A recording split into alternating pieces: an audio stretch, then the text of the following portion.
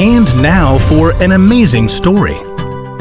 Inspired by the Book of Proverbs.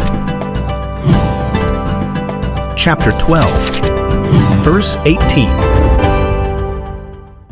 Jesse Rogers adjusted his name tag one more time. Jesse Rogers, stockroom supervisor. Now Jesse was no longer a mere stock boy on the night shift at the local Wiggly Pig grocery.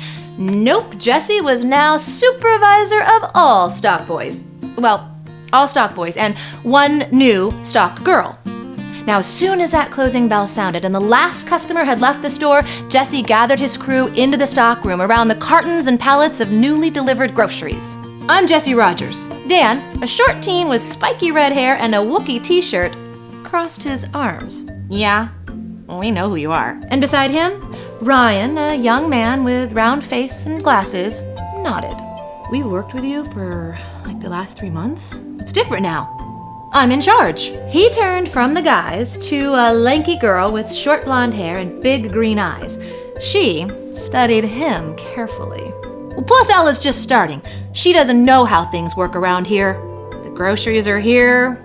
We put them in a cart. We unload them on the shelves. Kapwang! Dan and Ryan both got to work, tossing cereal boxes into a cart. Then Ella smiled at Dan. Well, it sounds pretty simple. She pitched in to help. Now, usually the guys just tossed the boxes into the cart any whichever way. But Jesse, he didn't want Ella to think it was too easy. Hold it! What are you guys trying to do? Shelve busted cereal boxes? I want everything stacked like this. Jesse made a big show of packing the Raisin Bran boxes neatly into the cart. Sure, it took twice as long, but he thought Ella was impressed. Now, when they rolled the cart out into the cereal aisle, Jesse once again stopped Dan and Ryan before they got to work. Now be careful. If you mess up, it makes me look bad when Mr. Rollins inspects everything in the morning. He turned to Ella. You want to work on the granola? It's a little easier to line up since the boxes are smaller. Hey, whatever needs to be done. If you've got questions, ask me. Those guys are clueless. As Jesse glanced up, he realized Dan and Ryan had heard him. And Ella looked like she was about to say something, but she shut her mouth and got back to work. I'll be up in the soup aisle if you need me. Jesse spent a few minutes turning the soup labels to face forward before he returned to the cereal aisle to check on the others. Dan was whistling as he slid rice cereal onto the shelves. Hey, what do you think you're doing? My job, man. Well, just look at that row. You aren't lining up the box corners. They'll get crushed and we'll have to sell them at a discount. You're pathetic. Fine. Let me get my measuring tape to make sure they're perfect.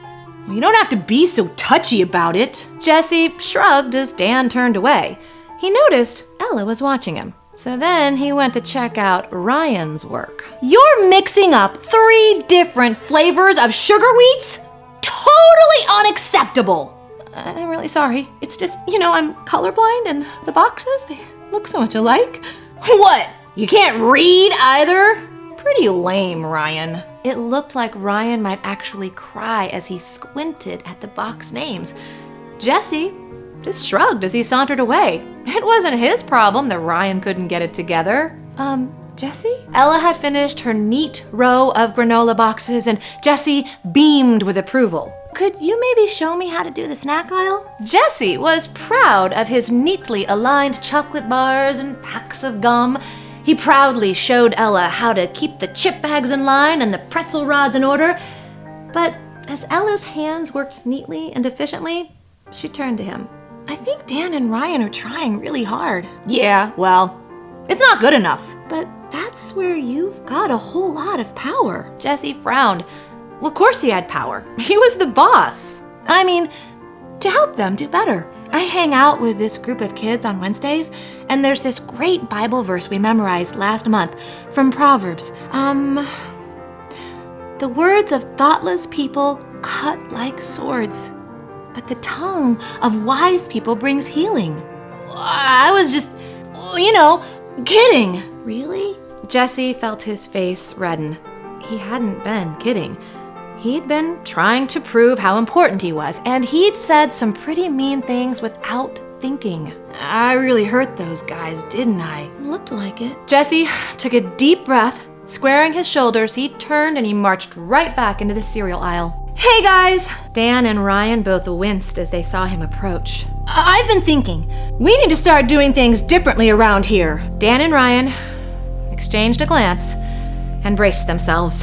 You guys are always early, and you never goof off on the job. So I think you should get an extra 10-minute break every night. Really? Totally cosmic! Minutes later, Jesse and Ella and the guys sat on cartons in the stockroom, passing around a box of off-date cookies. Can you believe this stuff gets thrown out?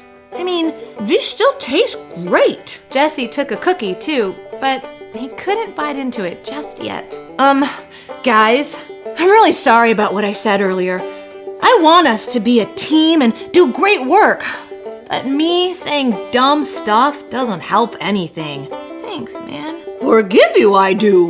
Yoda? Seriously? Isn't that a little... Jesse quickly caught himself. You know what, man? You keep things fun around here. Dan grinned, and Ella gave a thumbs up. And Jesse, well, he was grateful for one more chance to think before he spoke.